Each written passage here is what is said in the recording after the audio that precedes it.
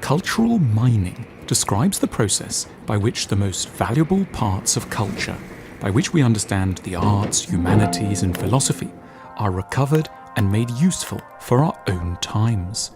In cultural mining, the practical sides of culture are carefully extracted, cleaned, blasted and remoulded, and then used to manufacture the mental tools that we need to navigate contemporary life. It's been a historic problem that hugely valuable cultural insights have often been lodged within highly unappealing material far below ground. It's been dark and cramped in the corridors of culture, and hardly anyone other than certain accredited experts have been tempted to visit. The material has been like metal in ore, entirely impractical in its raw state. For culture to be useful to us, it needs to go through a process of refinement. You have to separate cultural insights from a lot of surrounding material.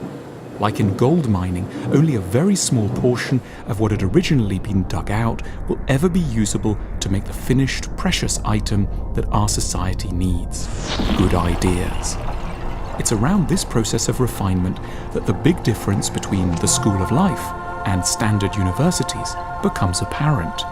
We're very grateful to these universities for digging the mine shafts and keeping open the tunnels, but we have a different project. We're interested in the extraction and utilization of the material on the surface rather than its preservation and interpretation below ground.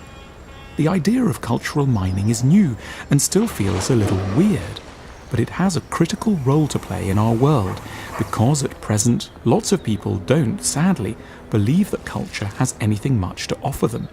This isn't their fault, of course. When you look at the raw material form in which culture is generally laid out before us, no wonder most people don't bother. But that's a huge pity.